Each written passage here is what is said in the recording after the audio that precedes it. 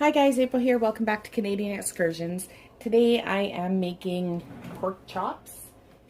This past summer I was at my husband's Auntie Nan's house and she showed me how she makes her pork chops and they always turn out soft like butter. So this is Auntie Nan's pork chops. So I'm going to start with a very hot grill. Add just a teeny bit of oil, not a lot, just enough to grease the bottom of the pan.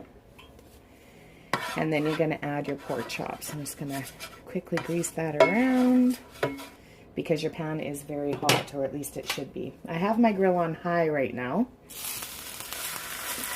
And I'm going to sear these just enough to trap the juices in, but not enough to cook them through. So these have been searing for 4 minutes. On the one side. I guess my pan is probably just not as hot as hers. And I was just waiting for just the darkness around the edges there. So once they are dark like that, you can go ahead and flip them over. And then do the same thing on the other side. Okay, so I'm liking how these are looking, so I'm going to go ahead and remove them. I just flipped that one so you could see both sides. But you don't want to overflip your pork. I've been told that's how it turns out so tough. It doesn't matter if these are cooked all the way through because you're going to continue cooking them once you've developed your sauce or made your sauce. So I'm just going to turn my heat down to about a medium. It was on a high heat. And I'm going to go ahead and add a little bit more oil to my pan. Stand back because it may spray when you do this. Maybe a little bit more. And now I am going to add 1 medium to large onion. Again, this is to taste, so it's however you prefer. I prefer quite a bit of onion, so I'm going to put about the equivalent of a large onion. I had 2 small on hand, so that's what I've used. So I'm going to go ahead and let these simmer just until they're soft and a little bit clear, but you don't want them overdone. A few more here. I like lots of onion. I normally also put garlic in this, but I don't have any on hand, so today I'm just going to have to settle for just onion.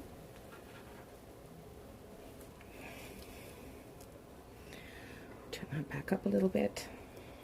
And I will meet you back to add the next ingredient.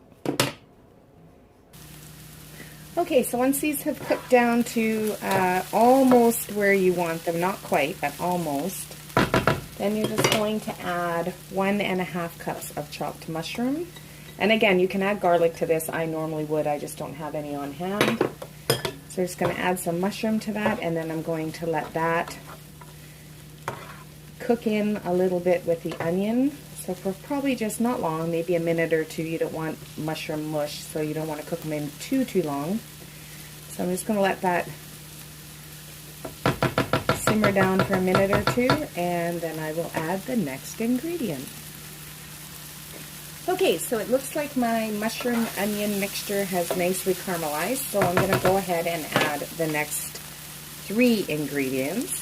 So this is 2 cans of, just small cans of Campbell's soup, Campbell's mushroom soup, 1 can of milk, and I use 2 tablespoons of beef bouillon liquid, the Bovril.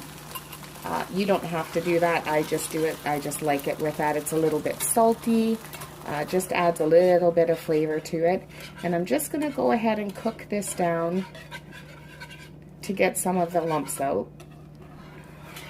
So this is going to take a few minutes because obviously I've just cooled my grill right back down again. So I'm going to go ahead and let this cook for a few minutes, and then I'm going to add my pork back in.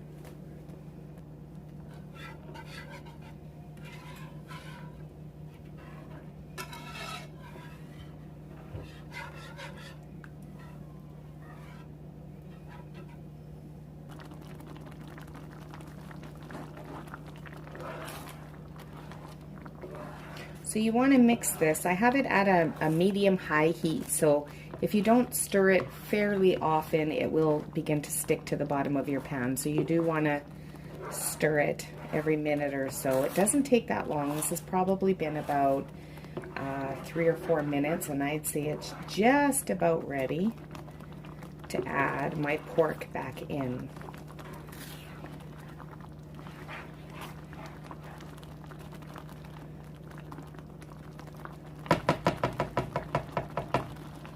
Okay, so to me this looks just about perfect.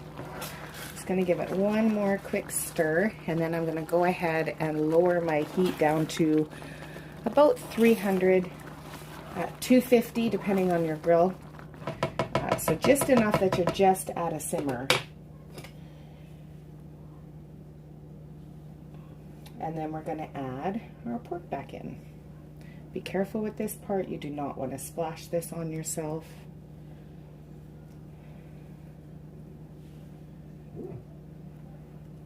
Ooh, my dog just had a hiccup. So the juice that I have here on my plate, I'm going to add that back in because of course that's just the natural juices from the pork. So I'm going to add that back in for added flavor. I want to make sure these are well covered. That one's really thick. Trying not to poke them too much. I don't want to prod them because I'm just going to flip this one just to get it covered. There we go.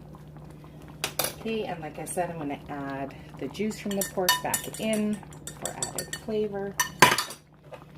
I'm going to go ahead and mix that up a little bit.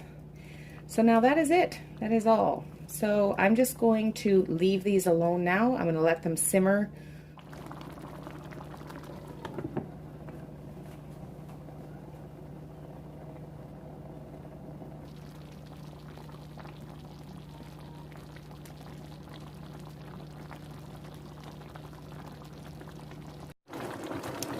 So this has been simmering for about an hour or so. I've just turned up the heat a little bit. But you'll also notice there's some meatballs in here because my son is a bit of a picky eater, so he doesn't eat pork. So I've thrown some meatballs in here, which is the other beauty of this, is you can use it for reuse the sauce. A lot of times if there's leftover sauce, I'll take it and freeze it and add it to some other meat later in the week. So that's it. This is the finished result. This is what it looks like. Sauce is nice and thick.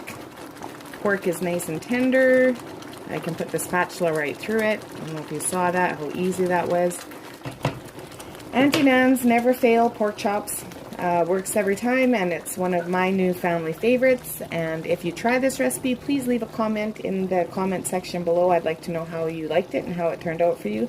And if you did any changes or variations to make it more to your liking, I'd like you to let me know that as well.